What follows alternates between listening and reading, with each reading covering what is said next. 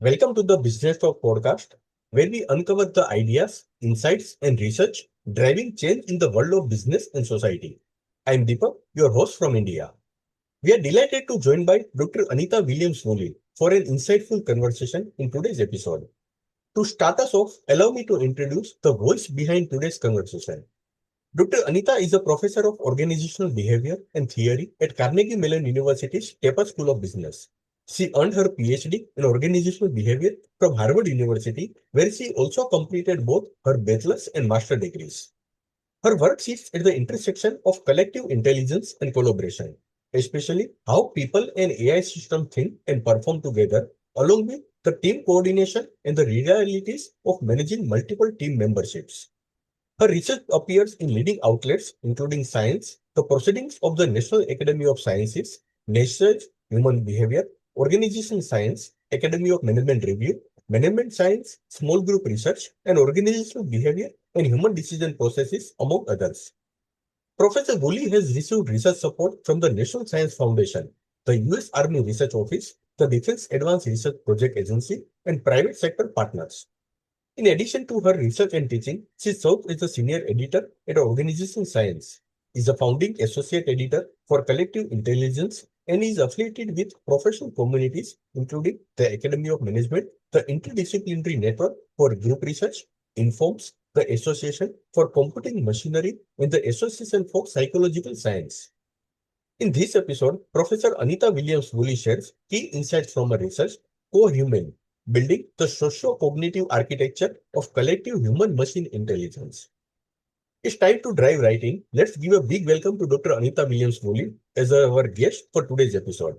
Professor Woolley, we sincerely appreciate your time and willingness to be here. It's a privilege to host you today. Well, thank you for having me. Thank you. Professor, COHUMAIN is defined as the capability of an integrated human and machine system to achieve goals across environments. What must be true for the system to count as an integrated rather than just humans using tools?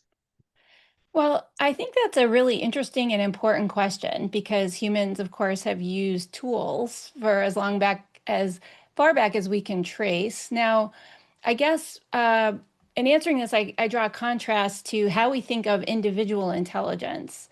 And when we measure individual intelligence, actually, those who devise tests to quantify it go to great lengths to make sure they are only capturing the individual human's ability. Some tests, they won't even administer them via computer because of how the computer might be helping.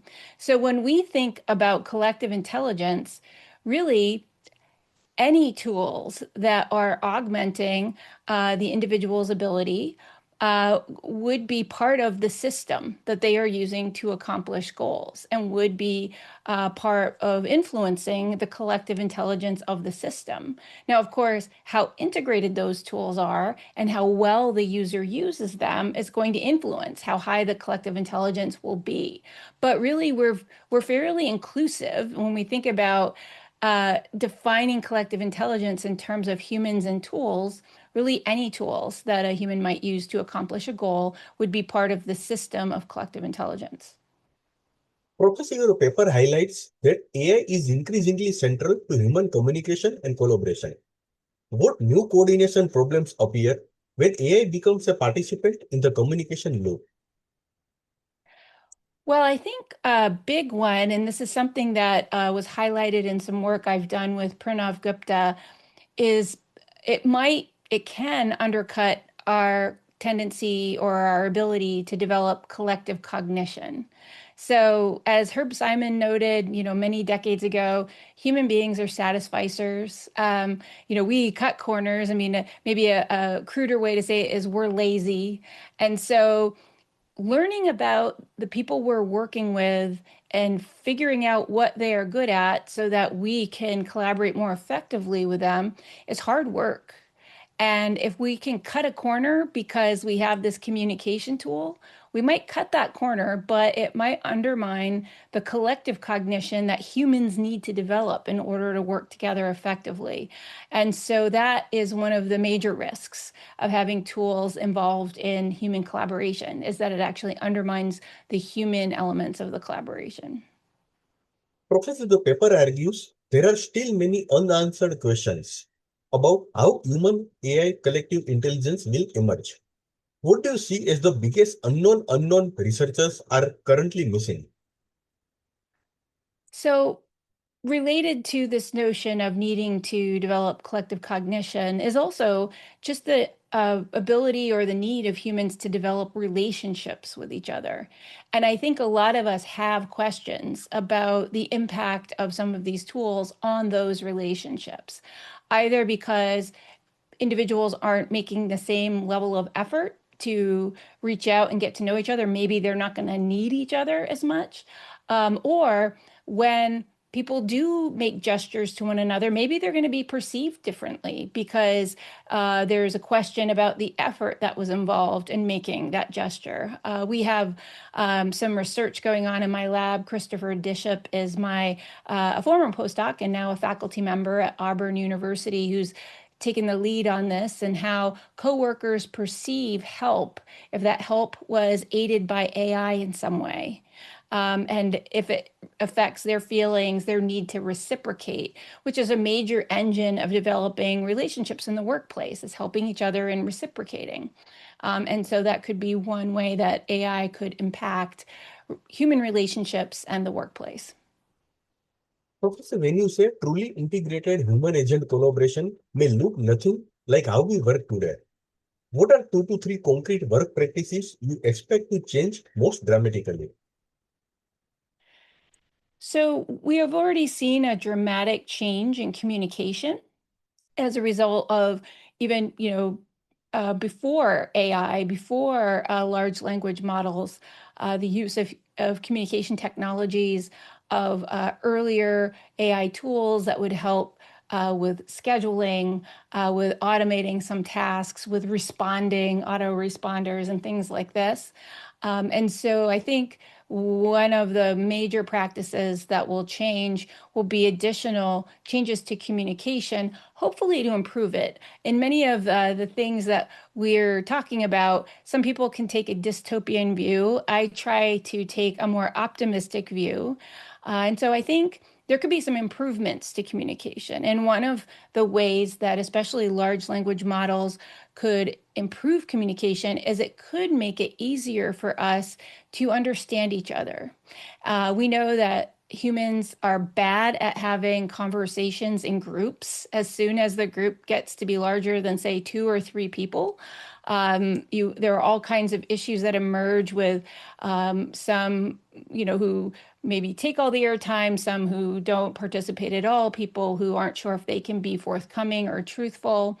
But imagine if you had a mediated conversation with agents who were great listeners and great question askers and could convey your perspective to other people in a way that was easier for them to hear.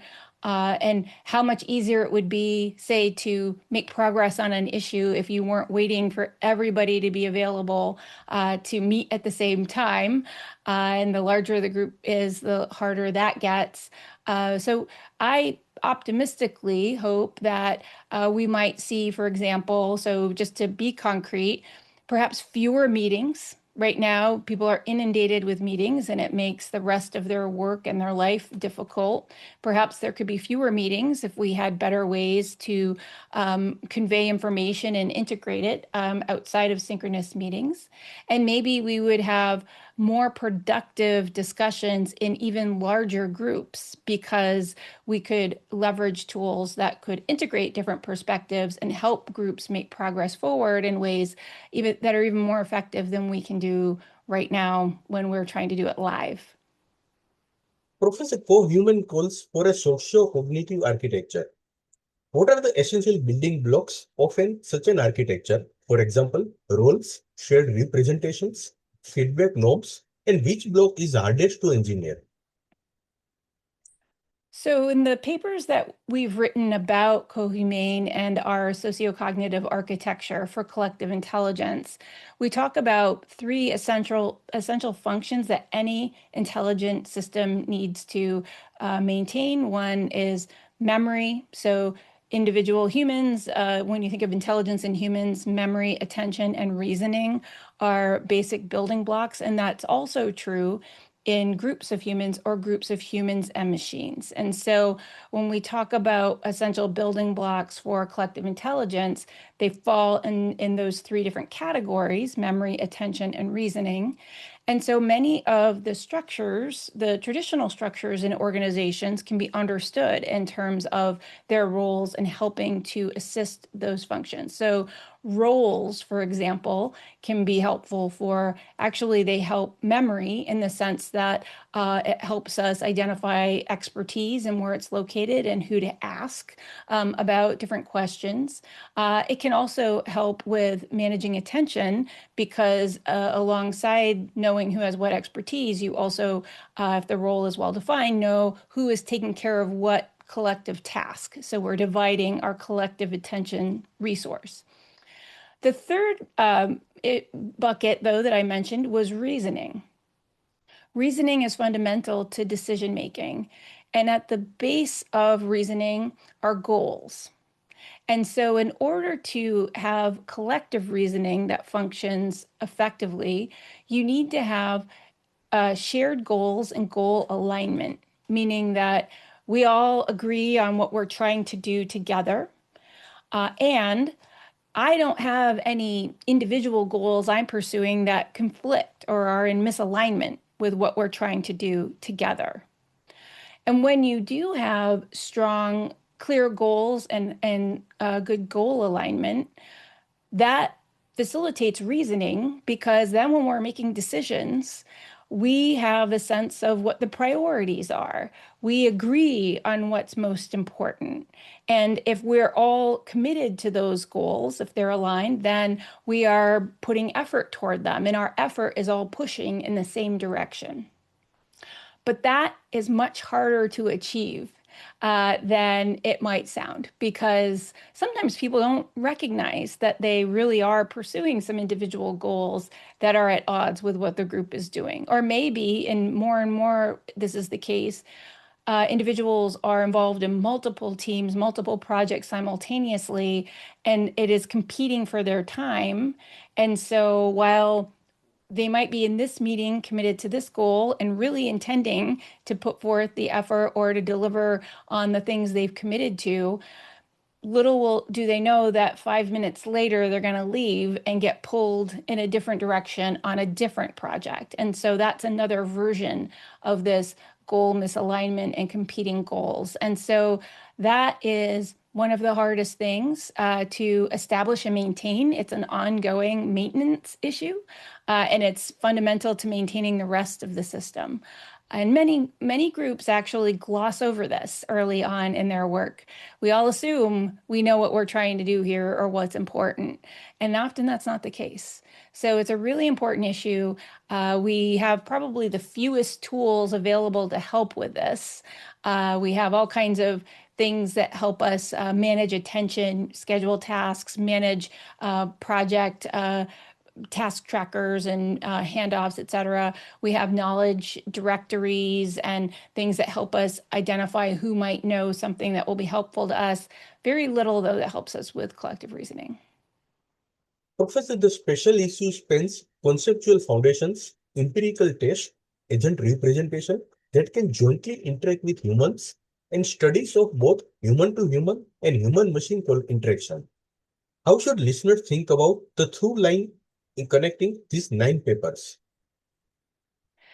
Well, as I was describing our transactive systems model of collective intelligence, this is something that the editors wrote an introduction to the special issue describing, in part because you can fit all of the other papers into this framework of thinking about the building blocks for collective intelligence.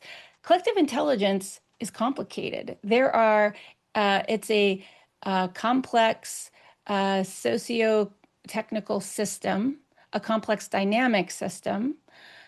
Changes in one area can create changes in another area in ways that are unpredictable because of the complexity of the relationships of all of the parts. And so there is a lot of work that we need to do to understand the various mechanisms and the interrelationships and the feedback loops that are involved in trying to get a system going in the right direction to develop higher collective intelligence. And so each of the papers in this issue and also the Collective Intelligence Journal informs some part of understanding the building blocks, the mechanisms that are necessary for putting a system on the right track, on the right path to collective intelligence.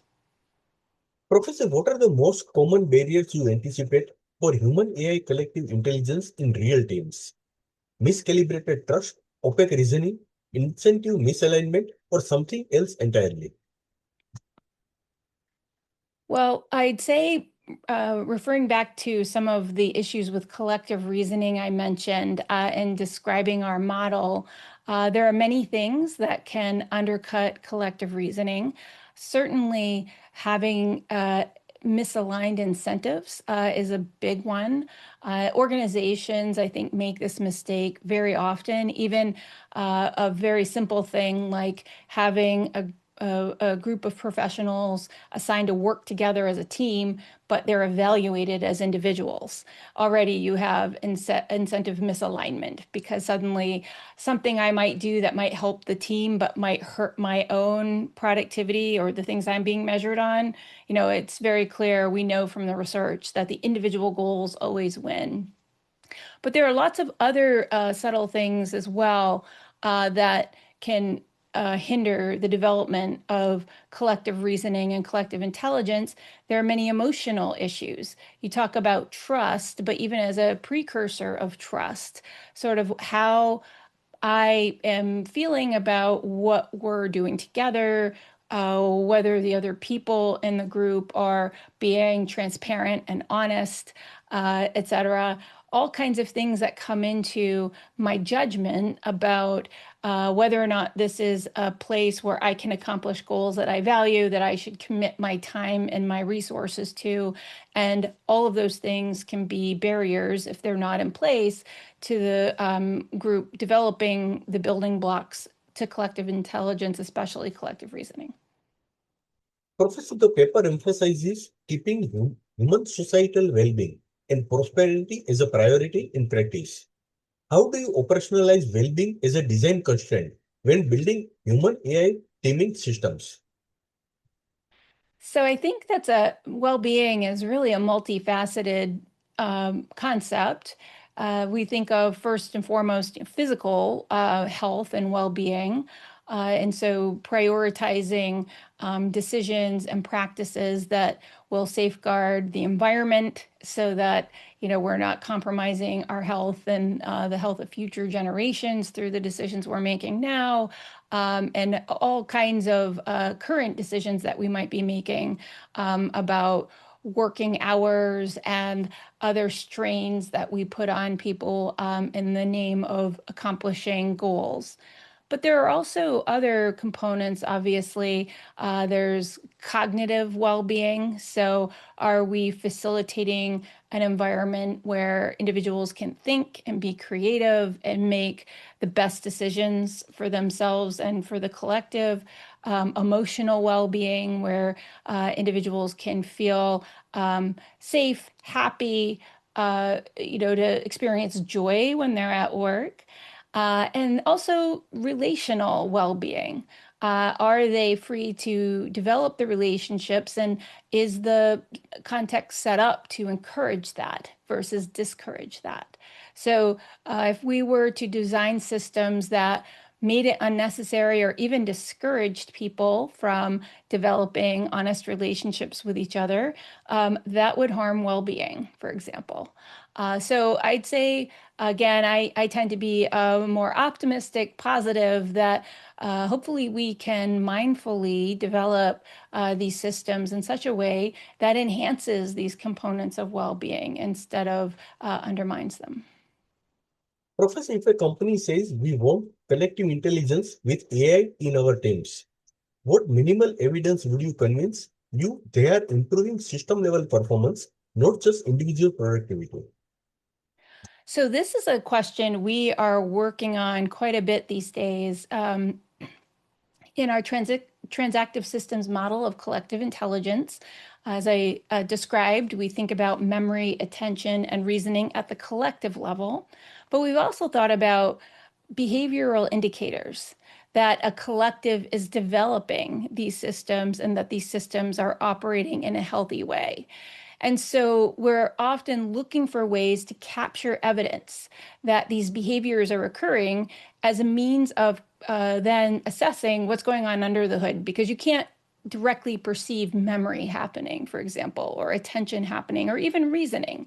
You can observe their outcomes, but we'd also like to observe their correlated behaviors, hopefully earlier on in the process, so that we could get a system back on track before it's underperforming. And so, for example, when a collective has strong collective memory, has developed a strong transactive memory system, what we tend to see is that different group members will be developing areas of expertise that are acknowledged and drawn upon by others. There might even be mutual teaching and learning happening within the team where I know that, oh, Deepak has produced a podcast and say, I want to learn how to do that. So I know I can go and learn something about how to do that from Deepak, for example. And so these behaviors occur in all three domains. So in attention, for example, if we are very strong in collective attention, there are certain patterns we see evolve. One pattern on the negative side that many of us experience is where we are waiting. There's a bottleneck.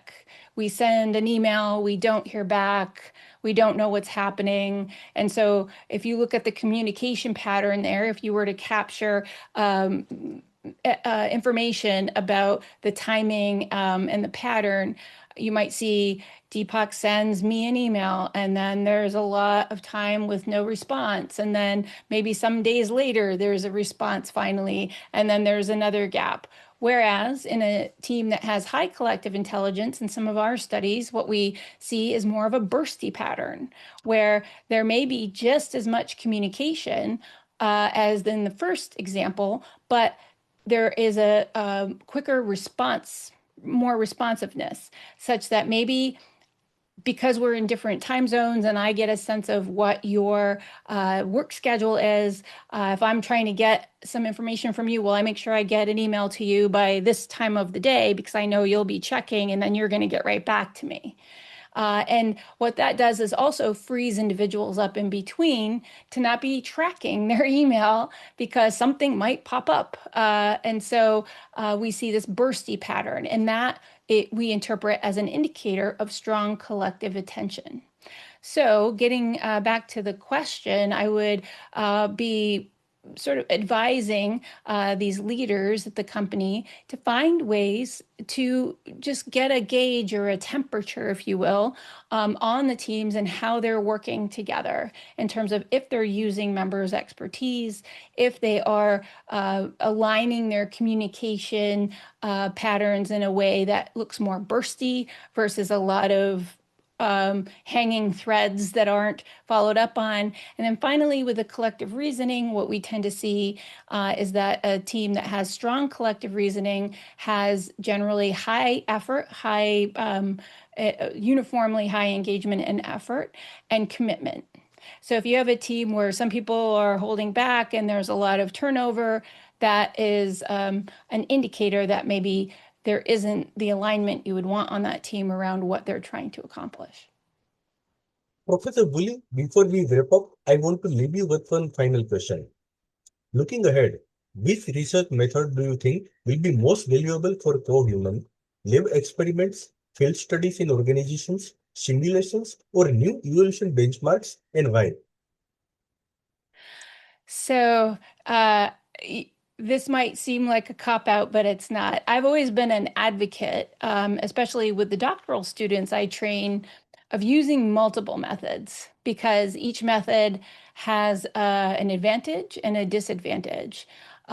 So we are always looking for opportunities to do field experiments. When there are organizations who really value getting strong evidence about a particular practice and are willing to work with us to, say, stagger a rollout of a new tool or collect some baseline data so that we can really tell them what the impact was of that tool on collaboration, on collective intelligence. That is something we seek, but it's very difficult to set up. But even if we have that kind of a field experimental method, we'd want to supplement it with, say, interviews and qualitative research to really make sure what we think is happening, what we see in the data, is reflected in what we're seeing and hearing as we talk to people. Sometimes it might be set up by more of an archival, quantitative study or even a simulation to develop some hypotheses and refine what we really want to capture because busy professionals and organizations don't want to fill out endless surveys and provide us endless measures of everything. So we want to be sort of more precise and focused in what we're gathering. And so, as you can hear, it's kind of all of the above. I think there are great opportunities given how much of our work is in a digital environment now. While we absolutely need to be careful and respect boundaries around privacy and the data that we use, it's also an opportunity to capture more indicators of the well-being of the organization so that we can improve it. And I think there are some organizations doing this who are doing it in a very ethical way that really is focused on the right kinds of goals, which is to make a better workplace, a better work environment, which ultimately affects the bottom line as well. So I think that that's the kind of opportunity we have now, given all of the data that we have available and now the tools we have to use to look at it. Listeners, thank you for joining us for this episode featuring Professor Anita Williams-Woolley, where we explore the emerging idea of COHUMAIN, building the socio-cognitive architecture for collective human-machine intelligence and what it could mean for how we collaborate in the years ahead. Professor Woolley, thank you again for your time and insights. And to our listeners, thank you for tuning in. We will see you in the next episode. Thank you once again, Professor Anita Williams-Woolley. Thank you.